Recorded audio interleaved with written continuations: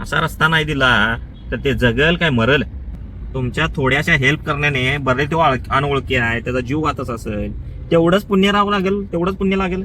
नमस्कार मित्रांनो, 09 ऑफिशियल विकी या चॅनलवरती पुन्हा एकदा तुमचं स्वागत आहे. आजचा ब्लॉग होणार आहे, आज आपण जाणार आहे Shivaji Maharaj terminals VT station. आणि VT स्टेशनवरून आपल्याला गेस्टला पिकअप करायचं आहे आणि आपल्याला गेस्टला त्यांच्या घरी जुहू या ठिकाणी सोडायला जायचं आहे. तर चला, त्याच्या आधी आपण मालकाच्या घराला जाऊन चहा प्यायचा आहे आणि त्याच्यानंतर आपल्याला आपली गाडी घेऊन जायचं आहे.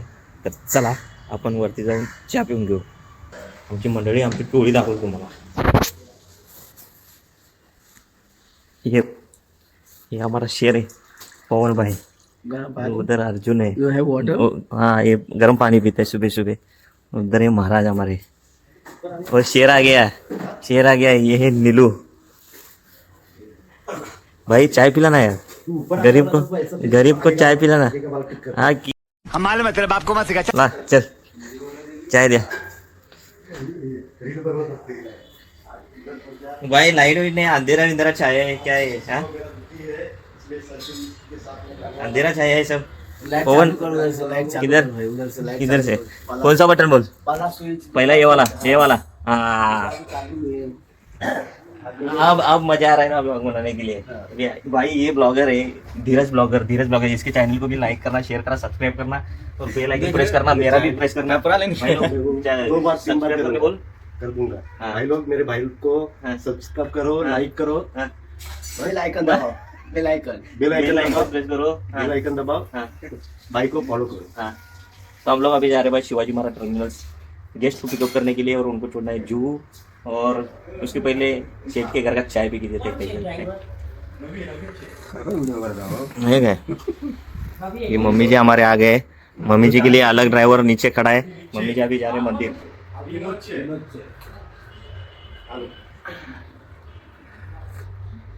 तर चला मित्रांनो, थोड्या वेळ भेटू. तर मित्रांनो, गाडी चालवताना जे आहे ट्रॅफिकचे नियम पाळले पाहिजे, कारण की ते सीट बेल्ट वगैरे आहे, ते सीट बेल्ट व्यवस्थित लावले पाहिजे, किंवा गाडी चालवताना मोबाईलचा वापर करू नये. हे मला माहिती आहे, तरी देखील मी तुम्हाला थोडंफार दाखवण्याचा प्रयत्न करेन. जास्त काय दाखवता येणार नाही, कारण ते सरकारचे जे नियम आहेत, ट्रॅफिकचे रूल्स आहेत, ते आपल्याला फॉलो करता आलं पाहिजे आणि ते फॉलो केलंच पाहिजे. आणि त्याची दक्षता घेऊन थोडंफार दाखवायचा प्रयत्न करेन, जास्त काही नाही. तर आपण आता शिवाजी महाराज टर्मिनसला जायचं आहे, गेस्टला पिकअप करायचं आहे आणि जुहूला सोडायचं आहे. रस्त्यामधलं काही जास्त दाखवता येणार नाही. पुढील भागामध्ये थोडंफार काहीतरी दाखवेल, पण आता थोडंफार काही ना काही तुम्हाला दाखवेल, म्हणजे कोणत्या ठिकाणाहून पिकअप करायचं असतं. काही कित्येक ड्रायव्हर काय करतात की त्यांना शिवाजी महाराज टर्मिनसचे जे स्टेशन आहे त्या स्टेशनवरून पिकअप करता वेळी लोकल स्टेशनवरून पिकअप करतात, किंवा गेस्टला सांगतात की बाबा तुम्ही इथे या, आणि मग तिथून पिकअप करतात. तर तसं करू नये. टर्मिनसला गेला तर तिथे थोडंफार काही पार्किंगला पण जागा असतो, तर तेच मला दाखवायचं आहे. तर चला आपण पाहून घेऊ. त्यांना जाण्याआधी आपण गाडी पहिला स्टार्ट करूया भावा आणि निघूया. तर चलो. आणि या टीटी सर्कल पासून आम्ही थेट VTच्या दिशेने आपण निघत आहे, म्हणजे लोअर परेल साईडला निघत आहे. आणि सिग्नल पडलेला आहे, सिग्नलला थांबायचं आपल्याला. सिग्नल क्रॉस करू नका, नियमाचे पालन व्यवस्थित करा, जेणेकरून फाईन लागणार नाही. पाठचा बसवाला बोंब मारतोय, हॉर्न वाजवतोय. त्याला जायचं आहे तर जाऊ द्यायचं आहे आपल्याला, पण आपण मात्र नियमाचे पालन करायचं आहे. कितीही पाठून आले आणि बोंब मारा लागले तरी सुद्धा सिग्नलवरून हलायचं नाही मित्रांनो, कारण की या सिग्नलला आता मुंबईमध्ये प्रत्येक सिग्नलला कॅमेरा लागलेला आहे. तुम्ही कोणत्याही कारणानं त्याला हेल्प करा, किंवा पाठच्याला पुढे जाऊ द्या आणि याला त्याला पुढे जाऊ द्या.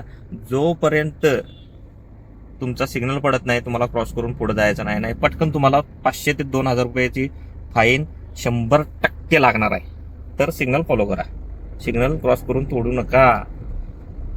मी पुन्हा एकदा सांगतोय, ड्रायव्हर मित्र आपले असतील तर त्यांना विनंती आहे की सिग्नल तोडू नका, नाहीतर मग किस्सा कापला जातोय तुमचा ऑटोमॅटिकली.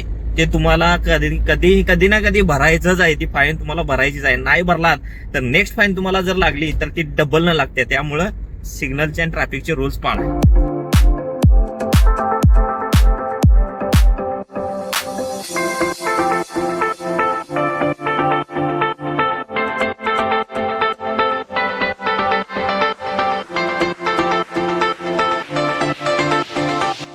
जवळपास आपण पोहोचलो हे लालबाग ब्रिजच्या इथे. आणि पाहताय तुम्ही सकाळचं हे जे वातावरण आहे, आता वाजले 7:30 वाजलेले आहेत. आणि हे क्लायमेट जे आहे मुंबईच्या ठिकाणी थंडगार वातावरण, ते ह्या महिन्यामध्ये गेल्या 2-3 महिन्यापासून हे असंच वातावरण आहे. अतिशय छान आहे वातावरण. नाहीतर मुंबईची गरमी पाहता, मुंबईमध्ये राहायला होणार नाही, राहायला असली गरमी होत्या. आता देखील गरम होत आहे, पण एवढ्या प्रमाणात नाही. हे क्लायमेट ठीक आहे, हे क्लायमेट चांगल्या प्रकारचं आहे. आणि हा आहे लालबागचा ब्रिज. या लालबागच्या ब्रिजवरती आपण आता एंटर करतोय. हे बघा मित्रांनो, ती जी बिल्डिंग दिसते का सगळ्यात उंच, ही बिल्डिंग पूर्ण धुक्यामध्ये मावून गेल्या, धुक्यामध्ये. म्हणजे आहे मुंबईच्या ठिकाणी थोडंफार चांगलं वातावरण आहे, क्लायमेट चांगलं आहे. हे बघा हा लालबागचा ब्रिज किती मोठा आहे. क्रॉस करायला मला वाटतं 10 मिनिटं क्रॉस करायला लागतात त्याला.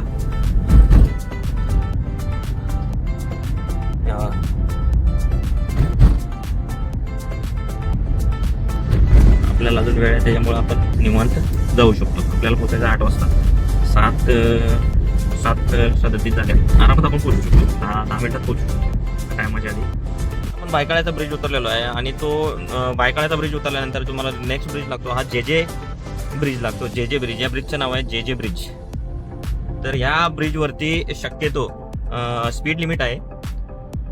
तर स्पीड आहे 30चं स्पीड आहे. आणि 30च्या स्पीडनेच या ब्रिजवरती 30च्या स्पीडनेच चालवलं गेलं पाहिजे. नाहीतर मित्रांनो 2000ची फाईन आहे, चुकीला माफी नाही. इथं फाईन 100% पडली जाते. इथं या ब्रिजवरती कॅमेरा आहेत. ते आता आम्हाला सहसा म्हणजे सारखं जाऊन आम्हाला माहिती पडलेलं कुठं कॅमेरा आहे कुठं नाही.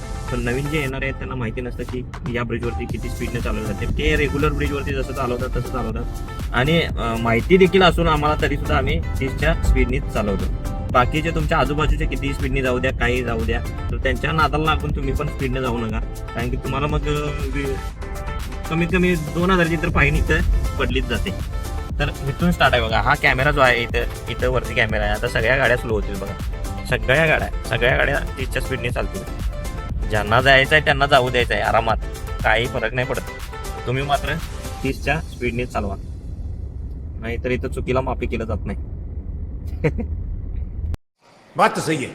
हा आहे ब्रिज उतरल्यानंतर ना जेजेचा हा VT स्टेशन लागतो. हा एवढा मोठा VT स्टेशन आहे. जो तुम्हाला लेफ्ट साईडला तुम्ही बघताय, हा पूर्ण VT स्टेशन आहे.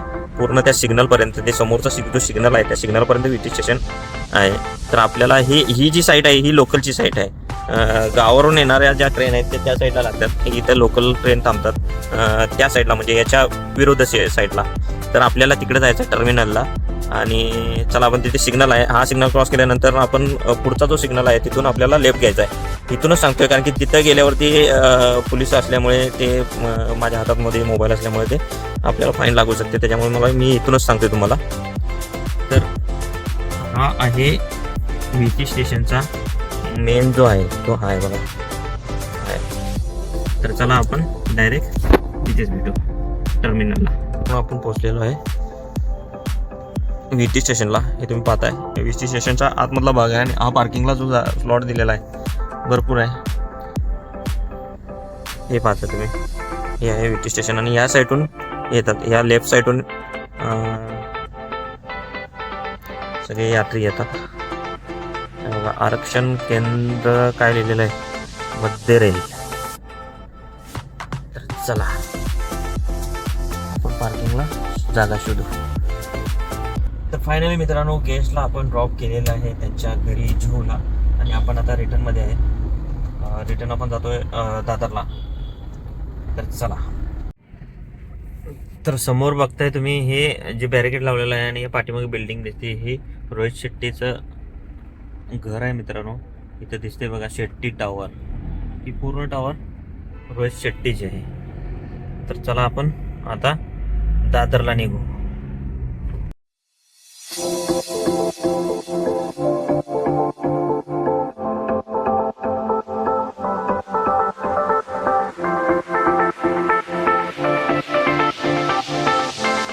तर आपण पोचलो आहे मित्रांनो मिलन ब्रिज वरती. मिलन ब्रिज. आपण आता वेस्ट वरून ईस्टला जातोय. आणि ईस्ट वरून मग ईस्टर्न एक्सप्रेस पकडू, वेस्टर्न एक्सप्रेस पकडून आपण दादरने निघतो.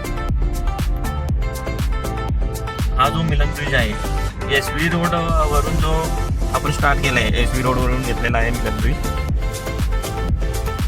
ते डायरेक्ट वेस्टर्न एक्सप्रेसला निघतो. सहारा एअरपोर्टच्या इथून आपल्याला युटर्न घ्यायचा आहे, तिथून मग दादर.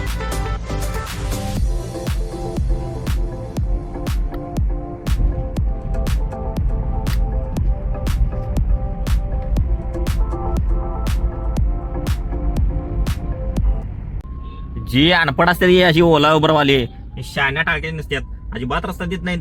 नवीन नवीन ड्रायव्हर आलेले असतात मुंबईमध्ये, आता ट्रेनिंग घ्यायचं आणि लगेच लायसन काढायचं आणि लगेच नोकरीला लागायचं, असे सगळे आहेत बघा. ही तीच बिंडोक असते तेवढी की जागा देत नाहीत. ओला उबरच म्हणत नाहीत. नवीन सोडा, कुठला मालक प्रायव्हेट गाडी जर चालवा गेलं तर कुठला मालक बिना एक्सपिरियन्स नोकरी देणार हे 100% नवीन ड्रायव्हर ओळखला जातो त्याला. आणि ओला उबर मध्ये कसं गेस्ट बसतात, क्लायंट बसतात, कोण काय बघत नाही, ड्रायव्हिंग काय नाही. ओला आला आपला तोंड वर करून आणि लागला नोकरीला.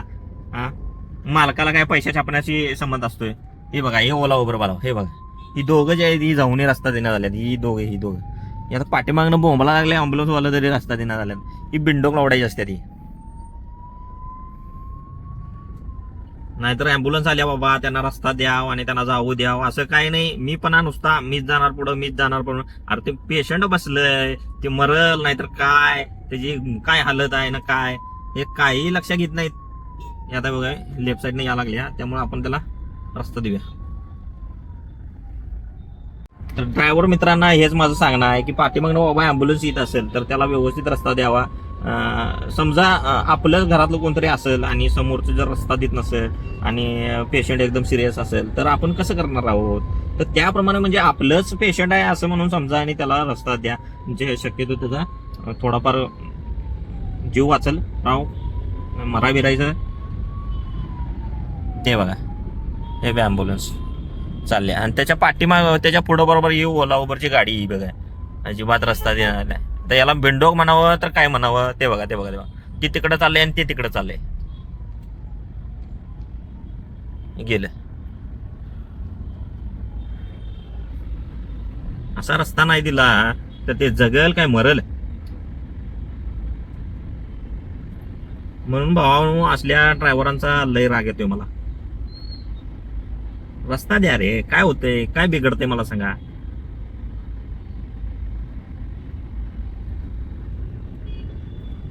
तुमच्या थोड्याशा हेल्प करण्याने बरेच तो अनोळखी आहे, त्याचा जीव वाचत असेल, तेवढंच पुण्य राहावं लागेल, तेवढंच पुण्य लागेल. तर ड्रायव्हर मित्रांना जरा विनंती आहे, पाठीमागे अँब्युलन्स असला तर थोडाफार रस्ता द्या, निमित्त घ्या. काही फरक पडत नाही. तुम्हाला 5 मिनिटं उशिरा होऊ दे, 10 मिनिटं होऊ दे, काय फरक पडायला लागलाय. कुठं शिंग मोडायला लागल्यात राव तुमची. तर आपण आता बिल्डिंग मध्ये पोहोचलेलो आहे मित्रांनो.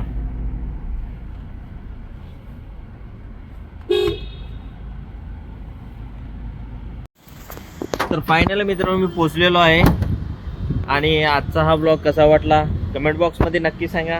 आणि चॅनेलला लाईक करा, शेअर करा, सबस्क्राईब करा आणि बेल आयकन प्रेस करायला विसरू नका. आजचा हा ब्लॉग इथंच संपवतो.